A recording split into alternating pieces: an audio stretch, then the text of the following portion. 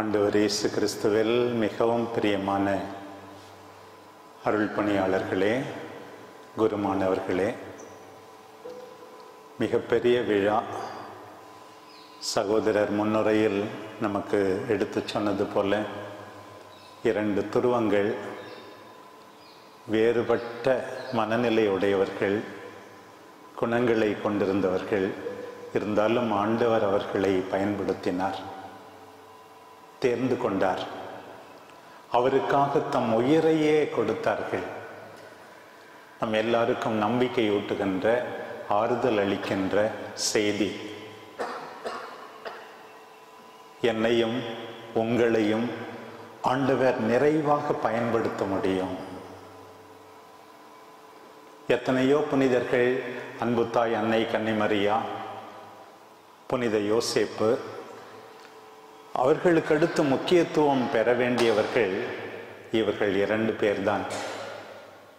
தொடக்கத்தில் பிப்ரவரி மாதம் 22ஆம் தேதி பேதுருவின் பெருவிழா மட்டும் கொண்டாடப்பட்டது. 4ஆம் நூற்றாண்டில் 5-6 நூற்றாண்டுகளில் இந்த விழாவை கொண்டாடிவிட்டு எல்லாரும் பயணமாக பவுலினுடைய ஆலயத்திற்கு சென்றார்களாம். 7ஆம் நூற்றாண்டில் 29ஆம் தேதி பேதுருவின் பெருவிழாவும் 30ஆம் தேதி ஜூன் மாதம் பவுலின் பெருவிழாவும் கொண்டாடப்பட்டது. மீண்டுமாக இந்த 2 தூண்களை ஒன்றாக கொண்டாட வேண்டும் என்று 1969ஆம் ஆண்டிலிருந்து 2 பேரையும் இணைத்து நாம் பெருவிழாவாக கொண்டாடுகிறோம். What a life led by both of them. பேதுருவை உற்று பார்க்கிறோம். சாதாரணர், முந்திரி கொட்டை போல பேசியவர். ஆனால் அவருடைய அன்பை நாம் சந்தேகப்பட முடியாது. ஆண்டவர் 2 கேள்வி கேட்கிறார். பணி வாழ்வின் மத்தியில் உன்னை எனக்கு தெரியுமா என்று கேட்கிறார். என்னை உனக்கு தெரியுமா என்று கேட்கிறார். உன்னை தெரிந்து நான் தேர்ந்து கொண்டேன், என்னை உனக்கு தெரியுமா? மக்கள் என்னை யார் என்று பேசிக்கொள்ளுகிறார்கள், நீங்கள் என்னை யார் என்று சொல்லுகிறீர்கள்? மெஸ்ஸியா, உயிருள்ள கடவுளின் மகன்.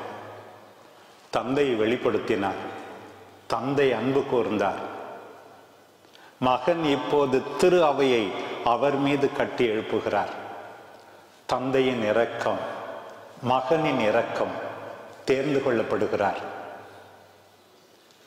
இறுதியாக மீண்டுமாக பேதுருவிடம் கேட்கிறார், நீ என்னை அன்பு செய்கிறாயா? எல்லாரை விட அதிகமாக அன்பு செய்கிறாயா? மற்றவர்கள் என்னை அன்பு செய்வதை விட நீ என்னை அதிகமாக அன்பு செய்கிறாயா? நீ மற்ற பொருட்களை, ஆட்களை அன்பு செய்வதை விட என்னை அதிகமாக அன்பு செய்கிறாயா? அன்பு செய்கிறாய் என்றால் மீண்டுமாக உன்னை அழைக்கிறேன், என்னை பின்பற்றவா, என் பணியை செய், என் மக்களை பார்த்துக்கொள், எனக்காக உன் உயிரை கொடு, இவ்வாறு என்னை மகிமைப்படுத்து. ஆண்டவருடைய பராமரிப்பு இருந்தது. பலகீனமானவர், பல தவறுகள் செய்தவர், மும்முறை மறுதலித்தவர். இருந்தாலும் பின்னாளில் ஆண்டவரின் அன்பை உணர்ந்த பிறகு, அவருடைய ஆவியை பெற்றுக்கொண்ட பிறகு, இன்றைக்கு முதல் வாசகத்திலே நாம் வாசிக்க கேட்டது போல, உண்மையிலேயே ஆண்டவர் தன்னுடைய தூதரை அனுப்பி என்னை மீட்டார் என்றெல்லாம் உணர்ந்த பிறகு, பாரம்பரியம் நமக்கு சொல்லுகிறது, என்னுடைய தலைவனை போல நேராக சிலுவையில் அறையப்பட எனக்கு தகுதி இல்லை, தலைகீழாக என்னை அறைந்து கொள்ளுங்கள். இதுதான் நம்முடைய வாழ்வு. எதற்காக அருள் பணியாளராக பயிற்சி பெறுகிறோம்? ஆண்டவருக்காக துன்புற, மறிக்க, என் வாழ்வால் ஆண்டவரை மகிமைப்படுத்த என்ற எண்ணத்தோடு நீங்கள் எல்லாம் உருவானால் ஆண்டவர் உண்மையாகவே ஆறுதல் அடைவார், மகிமைப்படுத்தப்படுவார். பாருங்கள், பவுலடியார் எத்தனை மடல்கள், புதிய ஏற்பாட்டில் பாதி ஏறக்குறைய நூல்கள் அவர் எழுதியவை. எனக்கு ஒரு ஆசை, குருவாக திருநிலைப்படுத்தப்படும் முன் உங்கள் எல்லாருக்கும் மனப்பாடமாக பவுலடியாருடைய எல்லா திருமடல்களும் எல்லா கடிதங்களும் தெரிந்திருக்க வேண்டும் என்று. நானே கூட பவுலடியார் கொரிந்தியருக்கு எழுதிய 2ஆம் திருமுகத்தை 100 முறைக்கு மேல் கேட்டிருக்கிறேன். எனக்கு அவ்வளவு சக்தி கொடுத்தது, வல்லமை கொடுத்தது. பாருங்கள், the glory of God is a man and woman fully alive and active என்றார் சென்ட் இரேனியஸ். தேர்ந்தெடுக்கப்படும் முன்பும் சரி, அதற்கு பின்பும் சரி, முழுமையாக என்னுடைய கொள்கைக்காக நான் பற்றி கொண்டிருக்கிற ஆண்டவருக்காக கொடுக்கிறேன் என்று விரைந்தாரே பவுல். தைரியமாக போதித்தாரே.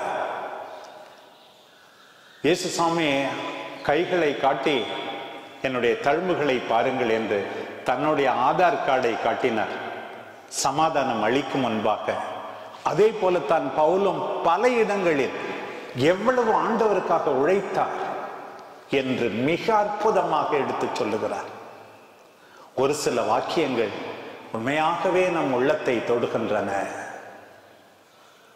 நான் திரு அவையை துன்புறுத்தினேன், இருந்தாலும் ஆண்டவர் என் மீது இரக்கம் கொண்டார்.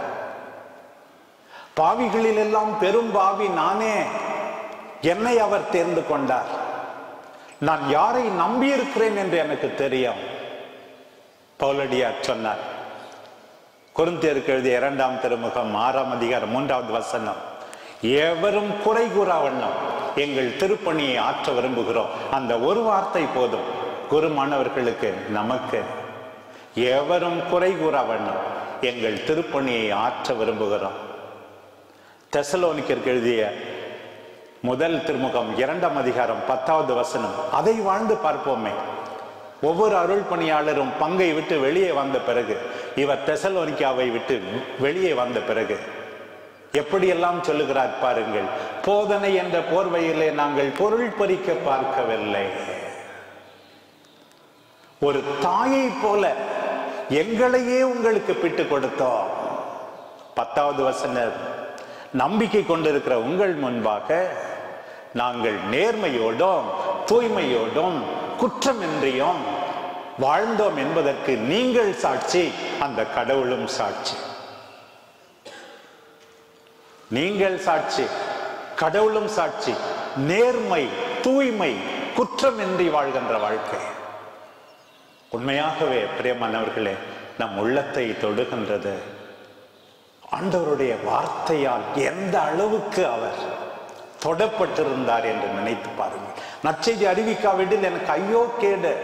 இன்றைக்கு நாம் வாசிக்க கேட்ட அந்த பகுதி, சிறியதொரு பந்தயத்தில் ஓடினேன், நம்பிக்கையை பாதுகாத்தேன், ஓட்டத்தை முடித்து விட்டேன். இந்த குறிப்பிட்ட அந்த அவருடைய கடைசி கடிதம் என்று சொல்லுகிறார்கள், தீமோத்தேயுக்கு எழுதியது. கடைசியாக அவர் எழுதுகிறார் பாருங்கள், நன்றாக தொடங்கினால் போதாது, நன்றாக முடிக்க வேண்டும்.